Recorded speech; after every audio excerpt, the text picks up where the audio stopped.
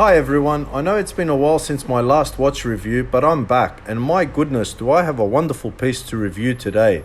The Coultre Duometre. I mean, there's a reason people call JLC the watchmaker's watchmaker. They manufacture parts and assemblies for some of the most prestigious watch brands out there.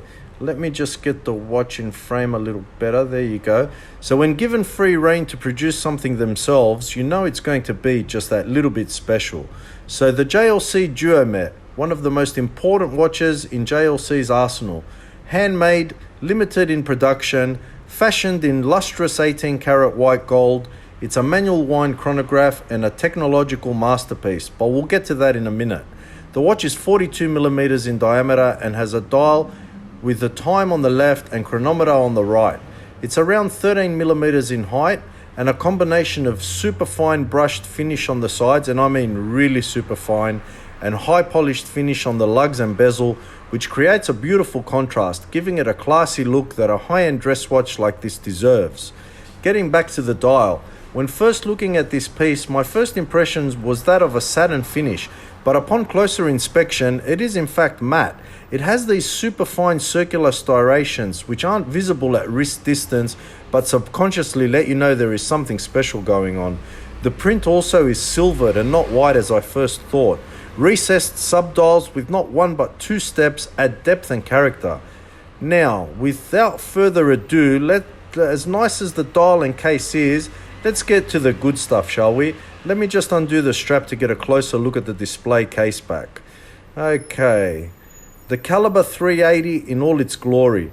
Yes, those are dual mainspring barrels powering two separate independent drivetrains, one for the time and one for the chronograph. So that's two power reserves, 50 hours each. They converge at a single regulator which acts like a traffic cop indexing them. So what this means, when you activate the chronograph, there is no drop in amplitude or power reserve. The movement as a whole is breathtaking. Components finished in that golden nickel copper zinc alloy called German silver in the watch industry. Cote de Genève radiating everywhere and beautifully beveled edges. Now let's see how that movement works. When you wind this watch clockwise, one of the barrels winds, and then when you turn it anti-clockwise, the other barrel winds. Let's just turn that over so we can better see what's happening. So when I turn the crown one way, you can see one barrel winding, and the opposite happens when I go the other way.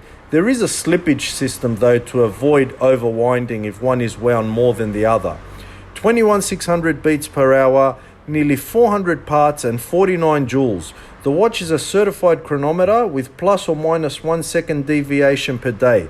This is JLC's flagship piece without a doubt. On the dial, you can see the two power reserve indicators at the bottom of the dial, one for the time on the left and one for the chronometer on the right. One of only 200 made in the world in this particular configuration.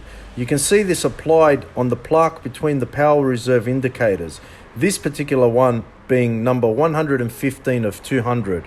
Also of note, everything to do with the time is in white gold and the chronograph is in rose gold, including the power indicators. So, who's ready to see the magic happen now? Yes, this piece has what we call a foudroyante complication, also known as flying seconds. It shows tenths of seconds in accuracy. A mono pusher activates it and then press it again to stop it, and then when you hold it down for a second, bam, like a rifle bolt action, it resets. How nice is that? Being a dress watch, it comes with a high quality and heavily bolstered alligator strap with a soft skin underlay, connected to a twin folding deployant clasp, which is also made of white gold. The strap is not shiny, but more of a semi-gloss appearance. So, ladies and gentlemen, that rounds up the review of the Coultre Duometre. I hope you enjoyed it. Please leave a comment below if you did, and check back often for more up and coming reviews. Thank you.